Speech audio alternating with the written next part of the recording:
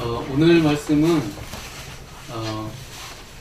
룻기를 가지고 이제 앞에 사사기까지 아울러서 사사기와 룻기를 하나로 또 개발해 보고자 합니다. 이제 사사기를 보면은 사실 사사기는 또 여호수아하고 연장선상에 있어서 사사기는 크게 여호수아서랑 주제가 비슷한 면이 있겠습니다. 저희가 이제 여호수아서를 할 때 처음에 모세가 죽고 이렇게 시작하면서 그것이 모세가 죽었지만 바로 하나님은 여호수아를 세우셔서 하나님이 선지자를 세워주신다는 선지자가 끊어지지 않는다는 거, 하나님 임만을 해주신다는 것에 약속이 변함없이 성취되었음을 여호수아에서 말해줬습니다. 사사기도 마찬가지로 처음 시작이 여호수아가 죽고 이렇게 시작합니다. 죽은 후에 이렇게 시작합니다.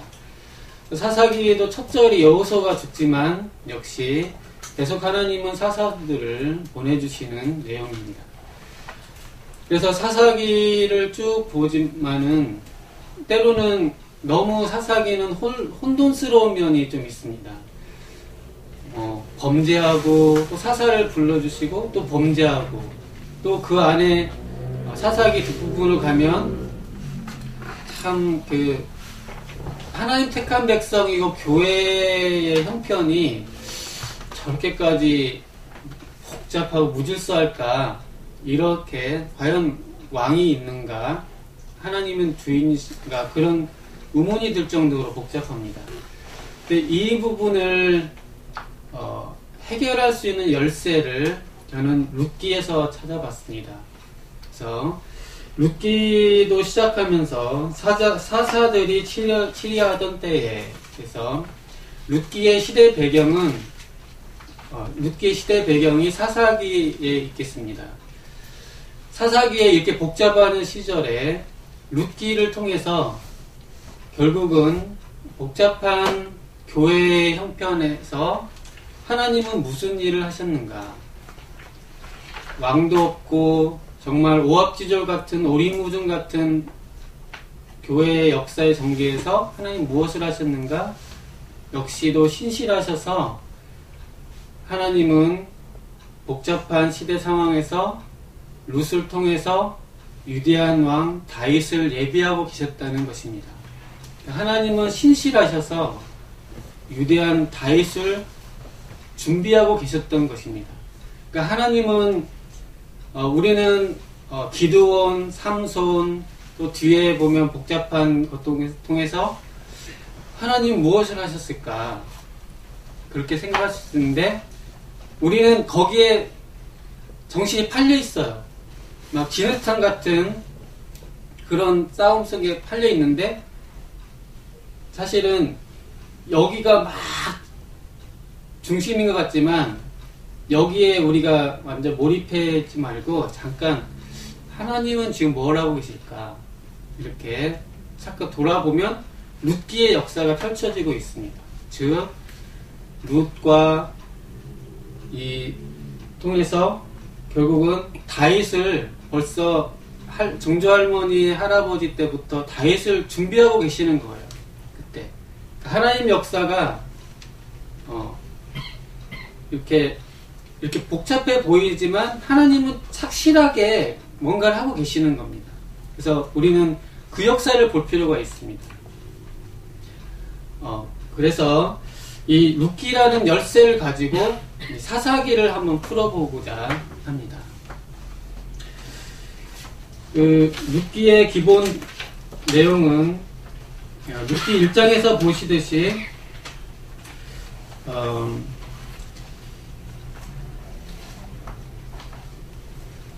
이 룻이라는 걸 처음 볼 때 유다 지파의 한 가장이 나옵니다. 그래서 이름이 엘리멜렉입니다. 엘리멜렉은 하나님은 왕이시다는 뜻입니다. 그러니까 사사기는 왕이 없었다는 그런 내용으로 했는데, 이 한 가장은 하나님은 왕이시라는 아주 독특한 이름을 갖고 있습니다. 그리고 아내가 있는데 나오미입니다. 나오미. 아주 기쁘고 은혜로운 그런 찬송의 이름을 갖고 있습니다. 이 한 가정은 다시 말하면 하나님이 세우신 교회를 비유하고 있습니다.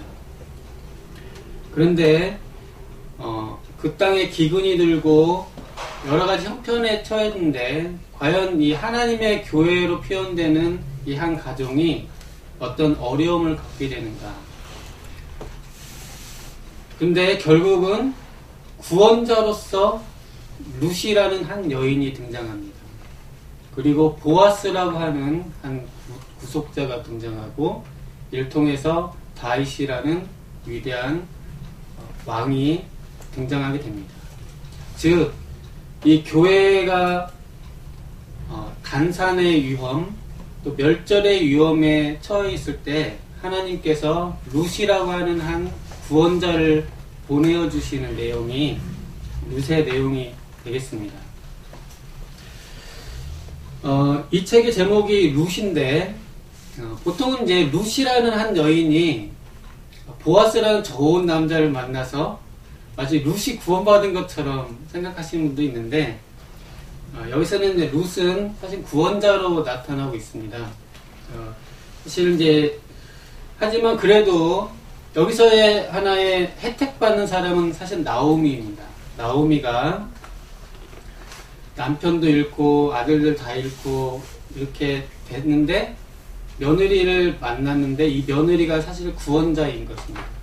그리고 또 보아스를 만나서 이렇게 되는 것인데, 그러면 나오미가 주인공이게 되겠지만은 성경은 수혜받은 사람이 주인공보다는 이런 구원자들이 주인공이라 보시면 되겠습니다. 그러니까 책 제목이 나오미가 아니고 룻이라고 한 것은 룻이 사사들처럼 일종의 선지자와 구원자 모습으로 나오고, 그러니까 주인공입니다. 룻이 주인공이 돼서 나오고 있습니다.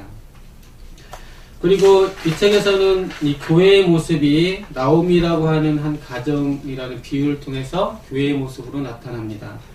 교회는 많은 고난을 당하지만 결국 자손도 다 끊기는 것 같은 어려움을 당하지만 결국 하나님께서는 선하고 즐거운 후손을 주신다는 내용입니다. 이를 통해서 환난 중에서도 우리가 하나님이 구원해 주실 때까지 인내하도록 가르쳐주고 있는 책입니다.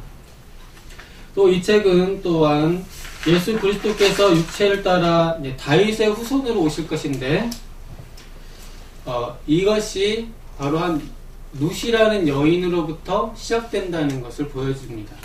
여기서 특별한 점은 이 룻이라는 여인이 모압 출신이라는 겁니다. 또 이방 여인, 하나의 백성에서 배제됐던 사람인데, 이 사람이 이 구원자의 그 증조할머니로 이렇게 나타나고 있습니다. 이걸 통해서 볼 때는 하나님의 역사가 이런 모압 출신이냐 또 하나님 백성에게 외인이었냐는 것이란 조건을 훨씬 뛰어넘는 기적적인 역사라는 것을 보여줍니다. 또 룻이 다윗을 낳는 그 역할을 한 여인을 통해서 위대한 지도자가 나온다는 그 성취를 통해서 한편으로는 나중에 예수님이 오셔서 하나님의 교회에 결국 이방인들도 동참하고 혜택을 받을 것이라는 것도 보여주고 있습니다. 즉 예수 그리스도 안에서 유대인과 이방인 또 헬라인과 무식자들도 다 한 양떼요 한 목자 안에 있는 무리임을 또 룻은 보여주면서 결국 하나님의 교회에 이방인까지 구원받는 큰 그림이 룻기에서 게시되고 있습니다. 이 시대 배경이 앞에 1절에서 본 것처럼 사사들이 치료하던 때에 해서 사사기의 기간이 되겠습니다. 그래서 이제 룻기의 시대 배경인 사사기를 조금 또 살펴보는 것이 의미가 있겠습니다. 그래서 사사기는 좀 전에 말씀드린 것처럼 여호수아와 연장선상에 있습니다. 그래서 지난 시간에 저희가 여호수아서의 주제는 하나님은 신실하시다는 것입니다. 약속에 신실하셔서 그 입에 나오신 선한 말씀을 하나도 어김없이 다 이루셨다는 것이 여호수아서 주제입니다. 그리고 율법을 보내주셔서 그 교회와 동행해 주시고 또 이 율법을 지키고 수호할 선지자와 장수들을 끊임없이 보내어 주신다는 것입니다. 그리고 여호수아를 보내주시고 또 사사들을 보내주시고 또 다윗을 보내주셔서 결국은 예수 그리스도를 보내주셔서 우리와 임마누엘 해주신다. 그것을 주제라고 했습니다. 또 지금 이제 성령 강림절을 맞이해서 결국은 성령님을 보내주셔서 우리 신비에 하나님의 율법을 신비에다 새겨주십니다. 그리고 하나님과 그 아들의 영을 보내주셔서 우리와 영원토록 임마누엘 해주십니다. 그래서 백성을 죄에서 구원하실 뿐만 아니고 하나님이 너희와 함께 하신다는 임마누엘의 약속을 성취하신다는 것입니다. 지금 이제 저희가 성령 강림을 축하할 때 성령님이 오셨다는 것은 이 여호수아, 사사, 룻기를 통해서 진행된 하나님의 약속이 마지막 때에 그 아들을 통해서 성취되셨고 그 아들이 승천하셔서 성령을 부어주심으로 마지막 날 귀한 일을 이루셨다는 것을 성취하신 것입니다.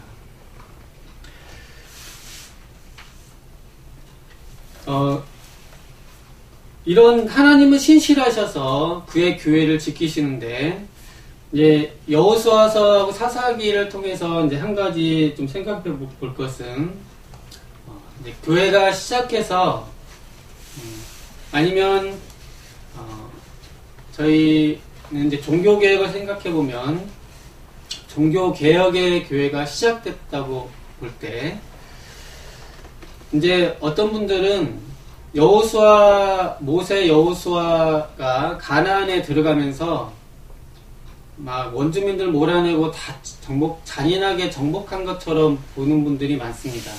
엄청난 세력으로 다 접수한 것처럼 보시는 분 있지만은 성경은 아무리 찾아봐도 접수했다는 표현은 없습니다. 그때 그러니까 상황을 보면 바르게 예배드리고 시작한 하나님의 교회는 가나안에 들어갔지만 여전히 소수였습니다.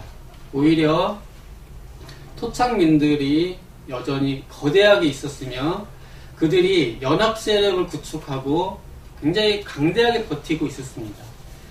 그러니까 저희는 여호수아서 하면서 가나안 정복 전쟁 해가지고 막 싹 한 것처럼 보이지만 하나님이 그렇게 약속을 하셨지만 현실은 하나님의 교회는 가나안에 가서 이제 개척교회를 시작한 겁니다. 그리고 개혁교회를 시작한 겁니다. 그리고 하나님의 교회가 이제 시작됐는데 사실은 강대한 그 기존 세력들과 이렇게 맞붙어 있었습니다. 종교개혁으로 생각하면 칼빈의 개혁교회가 있었으면 이미 기성 로만 카톨릭이 거대하게 있는 것처럼 이 여호수아 가나안에 있는 하나님의 교회는 강대한 세력들 앞에 있었다는 것입니다. 하지만 하나님께서는 여호수아서와 사사기를 통해서 항상 말씀하시기는 하나님이 전쟁을 수행하시는 장면들을 보여주고 있습니다.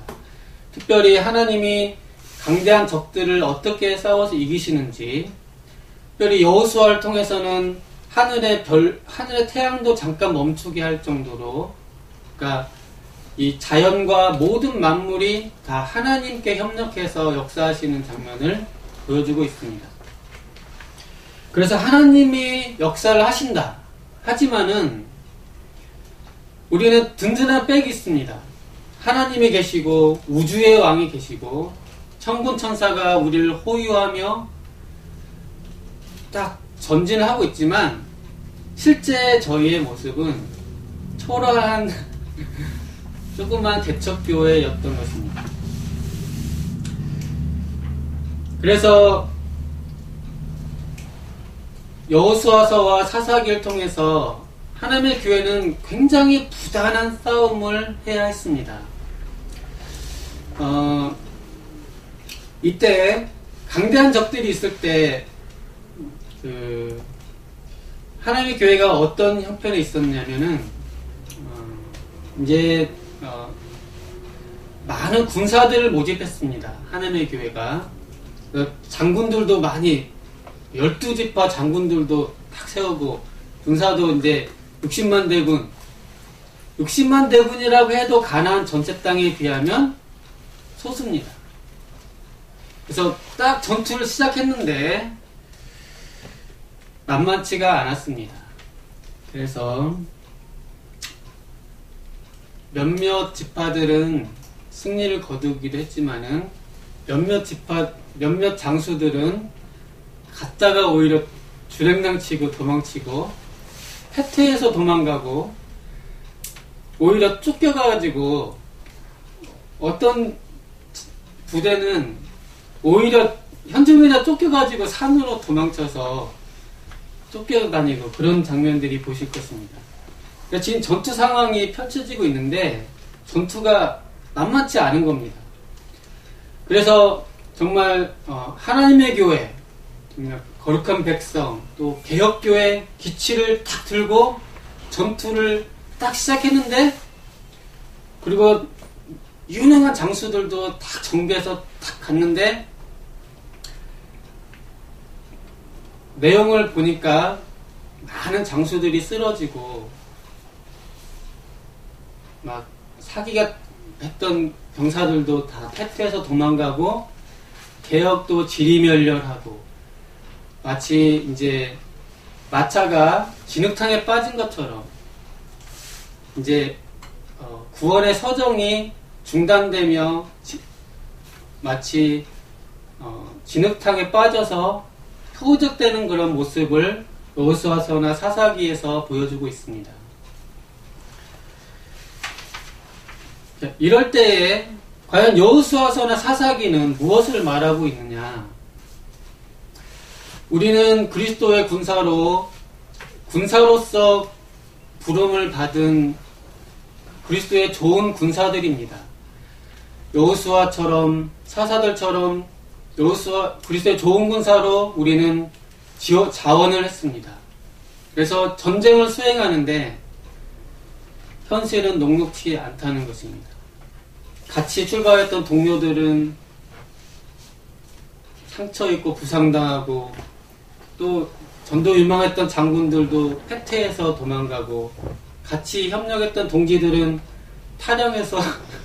탈영해가지고 보이지도 않고 또 어떤 지파들은 오히려 정말 쫓겨서 어디 골짜기에 숨어 있고 그런 상황에서 과연 하나님의 교회가 계속 전진해 갈 것이냐? 아까 찬송에서처럼 여호수아 본받아 전진해 갈 것이냐? 아니면 이제 다 글러먹었다. 개혁은 무슨 개혁이냐 이렇게 말하고 다 이제 깃발 내려놓고 이제 그만둘 것이냐? 그럴 때에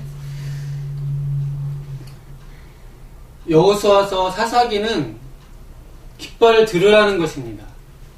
한두 사람 남아 있어도 깃발을 들으라. 왜냐하면 하나님이 살아계시고 하나님이 왕이시니까 하나님이 군대 장관이시고 장수시니까 깃발을 들으라. 교회여 일어나라. 이렇게 불기차게 말한다는 것입니다. 하지만 현실은 그렇지가 않았습니다. 현실은 저희가 교회여 일어나라 그때 한번 말씀을 했었지만 이렇게 둘러봐도 다 누워있는 거예요. 나 혼자 일어나 있는 겁니다. 그때 나도 모르겠다 주저앉을 건지 그때 원욱이가 대답 잘했습니다. 혼자서라도 힘있게 나간다고 그랬죠? 아니면 친구들 설득해서 같이 설득해보겠다고 했죠. 그처럼 깃발을 한번 들었으면 줄기차게 나아가야 하는 것이 여호수아서 사사기의 메시지가 되겠습니다. 그리고 하나님께 그리스도의 군사로 부름받아서 막대한 과제 앞에서 과제가 만만치 않았습니다. 그 앞에서 이제 군복무로 서약했는데 서약을 포기할 거냐, 또 나도 탈영해서 주량장을 치고 할 것인지, 아니면 정말 내가 이 깃발 꽂고 끝까지 버티고 나의 그리스도의 군사로서의 복무에 충실할 것인지, 그런 것을 보여주는 것입니다. 원욱이는 다시 한번 물어볼까요? 자, 지금 전투상은 만만치 않아요. 막 처음에는 막 다 접수할 것처럼 시작했는데 만만치 않아요. 1, 2년 막 몇 년 지리멸렬해요. 그리고 적들이 만만치가 않아요. 오히려 연합공세로 우리를 공격하는 것 같아요. 그리고 하나님의 교회가 오히려 구원사정이 중단되고 오히려 교회가 막 거의 하는 것 같아요. 그런 상황에서 원욱이는 계속 깃발 들고 전진하겠습니까? 아니면은 주저앉겠습니까? 전진. 역시. 맞습니다. 그러니까 원욱이가 이 의지가 장군감 이렇게 나아가라는 것입니다. 그리고 또 왜 하나님께서 왜 적들을 남겨두셨는가 하는 것도 성경에는 미리 예시되어 있습니다. 왜 원주민들을 남겨두셨는가에 대해서 성경은 일시에 원주민을 딱 없애버리면 무슨 현상이 되냐면은 이스라엘 인구는 660만 100만 정도 되는데 가나안 땅은 없습니다. 그러니까 60만이면은 이제 한 도시 정도 우리 서울로 치면 한 9 정도 되는 인구, 그러니까 많지 않습니다. 가나안 땅 전체를 아직 소수의 주민이 있으면 무슨 상황이 되냐면 공동화 현상이 일어납니다. 주변에. 그래서 성경에서 뭘로 되어 있냐면 일시에 원래 주민을 다 없애면 거기는 사람이 없는 땅이 된다.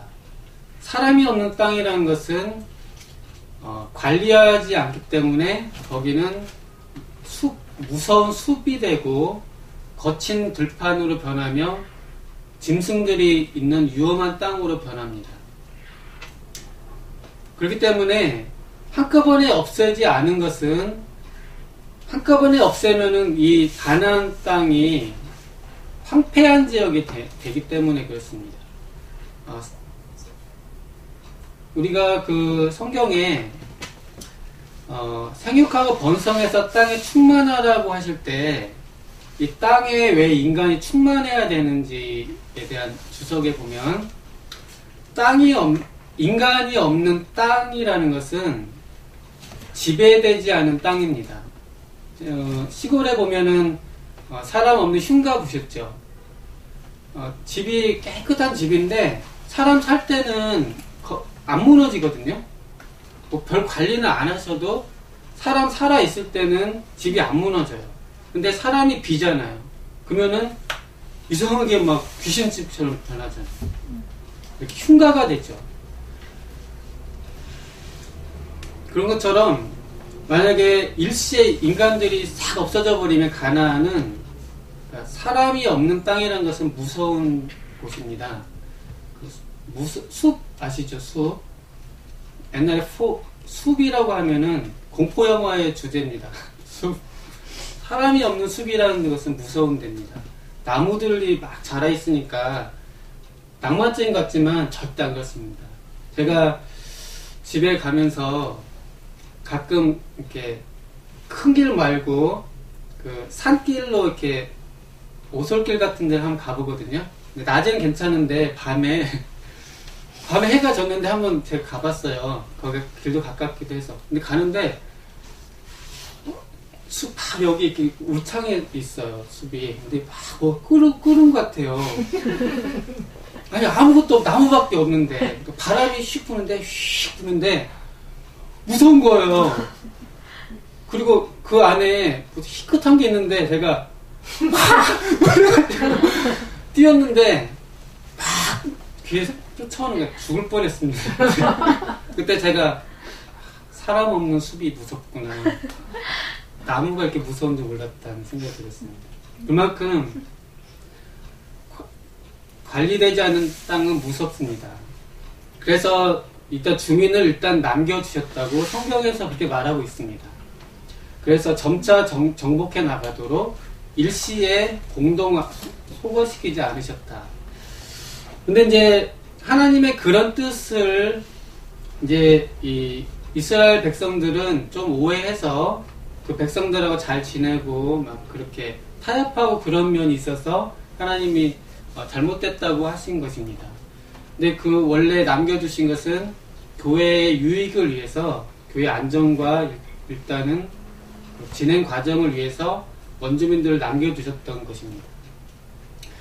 그래서 어차피 전투는 진행되어야 되는 거, 적은 있는 것입니다. 그래서 결국 교회가 정복사역이라는 것은 오랜 투쟁과 전투가 불가피하게 되겠습니다. 그거는 적이 일시 없어지면 아까 말한 위험한 땅이 되기 때문에 적은 있어야 되고, 우리가 적하고 같이 띵까띵까 놀으라는 게 아니고 적은 정복해야 되기 때문에 아무튼 우리의 분복무 기간은 늘어나게 되겠습니다. 아무튼 우리 3년 10년 고향에 못 가고 아무튼 전장에 남아 있어야 되는 상황이 되겠습니다. 그래도 하나님께서 그렇게 우리를 위해서 그렇게 하신 것이고, 또 하나님께서는 그 이방인들과 어떻게 교제해야 될 것인가에 대해서도 그때 이런 상황에서 지혜를 주셨습니다. 뭐냐면 그들은 적이고 우리가 정복해야 될 대상들이다. 그리고 원래 가나안은 죄가 관영했기 때문에 기본적으로 다 전멸시킬 대상들입니다. 시간차가 있지만, 그리고 그들의 문화는 오염되어 있기 때문에 그들의 죄의 오염은 하나님의 교회가 철저하게 분리해서 도려내는 것이 하나님의 뜻이었습니다. 근데 하나님의 교회가 이 가나안 백성들과 동맹도 맺고 공존하려고 했습니다. 그것은 잘못된 것이었고, 또 그들의 풍습은 죄로 관영한 오염된 것이기 때문에 철저하게 도려냈어야 되는데 그 문화와 교류하면서 다시 그 누룩과 오염에 물드는 모습을 보여주고 있습니다.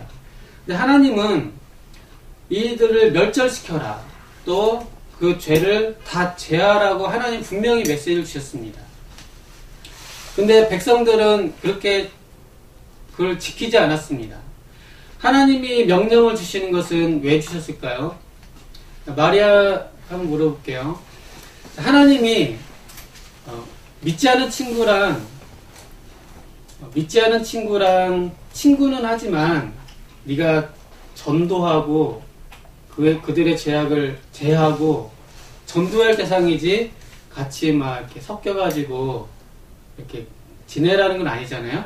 그러면 하나님이 마리아한테 믿지 않은 친구랑 딱 선을 분명히 해, 그렇게 만약에 명령을 주셨어요. 그러면 마리아는 그 명령이 마리아한테 좋은 말씀, 선한 말씀이에요? 아니면 불편한 말씀이에요? 불편해요? 원어기는 어때요? 자, 믿지 않은 이제 예쁜 여자애가 있어요. 근데 믿지 않은 여자애랑은 사귀지 마라. 주님 그러셨어요. 전도 같은 걸 할 수 있지만 아무튼 좀 사귀고 그러지 마라. 그런 명령을 주셨어요. 그러면 어때요? 선한 말씀이에요? 아니면 또 불편해요? 너무한 것 같아요? 네, 모르겠죠. 자, 이렇게 모르겠는 백성이었습니다. 근데 여호수아서와 사사기의 결말은 뭡니까? 이렇게 모르겠던 상태에서 분명히 알게 됐죠. 교훈을 얻었습니다. 무슨 교훈을 얻었습니까? 하나님이 그들과 섞이지 말라고 하신 것은 그 백성을 지키고 보호하시고 그 행복을 위해서 그렇게 하신 겁니다. 근데 그 말을 안 듣고 섞여서 지냈을 때 어떻게 됐습니까? 가나안 사람들이 해코지하고 나중에는 오히려 지배하고 종으로 만들고 그렇게 해서 괴롭힘을 당했습니다. 그러면서 깨달았습니다. 하나님 말씀이 옳았다고, 하나님이 나를 위해서 해주신 말씀이었다고, 고생과 고난을 통해서 깨달은 겁니다. 그래서 이제 어느 길은 이제 잘 모르겠어요? 아니면 분명해요? 아직도 모르겠어요? 아니면 좀 하나님이 그렇게 말씀하신 게 선한 말씀 같아요? 그렇죠. 그거는 여호수아서와 사사기의 백성 교회가 하나님이 주신 말씀을 경험을 통해서 깨달은 겁니다. 하나님이 멸절하라 했을 때 오염을 다 제하라고 했다는 것이 정말 백성 사랑해서 주신 말씀이구나를 깨달은 겁니다. 그것은 사람은 미련해서 그런지 결국 역사의 경험을 통해서 깨닫는 것 같습니다. 하나님 말씀이 선하셨다고, 율법이 선하시고 옳다고, 그래서 율례를 배우게 된 것입니다. 그렇다고 해서 이방인들을 다 그러라는 것보다는 적극적으로 정복해야 된다는 의미입니다. 그래서 이 사사기와 여호수아를 통해서 결국은 우리의 교회는 오랜 전투를 해야 되는 교회다. 그래서 1, 2년 끝나지 않기 때문에 인내하심으로, 인내를 통해서 계속 깃발 들고 전진을 해야 되는 교회라는 것을 보여주고, 또 하나는 그런 전투 상황에서 하나님이 주신 말씀들이 선하기 때문에 그 말씀을 지키는 것이 우리에게 하나님이 주신 복이다.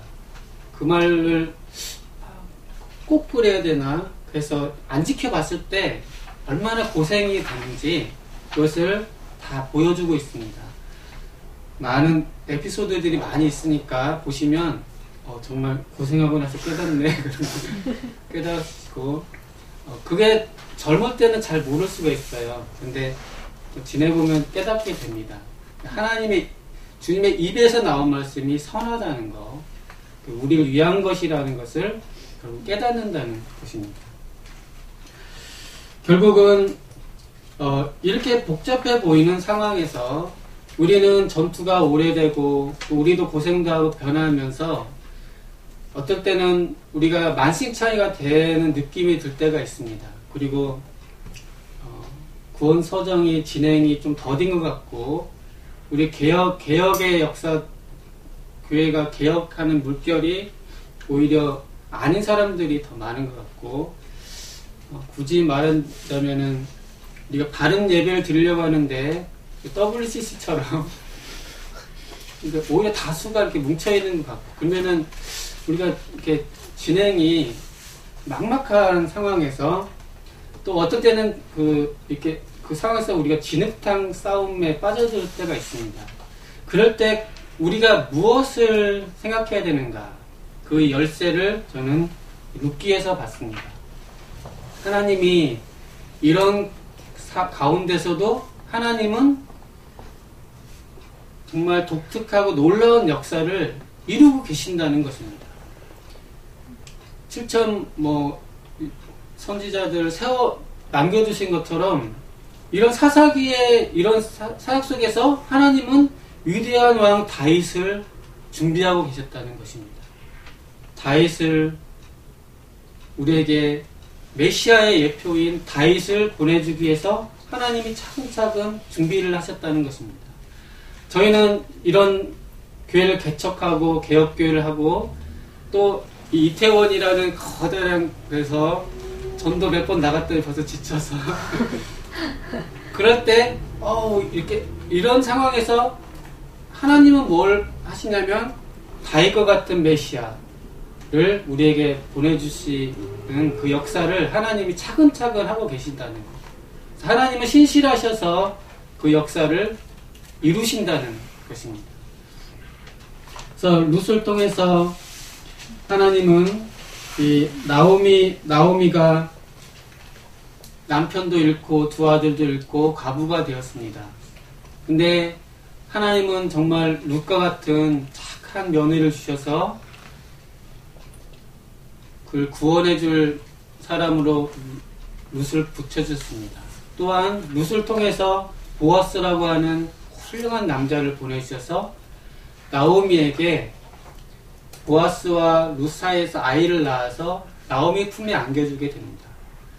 그걸 통해서 나오미가 룻기 마지막에 다시 기쁨에 충만해서 내가 이제 아들을 얻었다고 큰 기쁨을 노래하면서 이 룻이 마치게 되는데, 이것이 결국 하나님의 교회의 마지막 고백이고 찬양이 되겠습니다.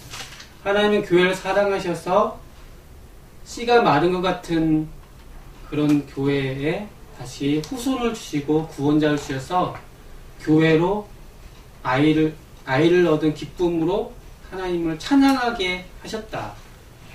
인 것입니다. 그래서 이런 결론을 가지고 저희도 쉽지 않은 전투 상황에서 하루 이틀 끝나지 않을 이 이태원 정복 사역에서 저희가 이 나오미의 그 기쁨, 하나님이 나에게 아들을 주셔서 후손이 번성케 하셨다, 그 기쁨이 터져나오는 그 소망을 보면서 인내함으로 이 전투를 수행하고 이 축복을 누릴 수 있기를 기도드립니다.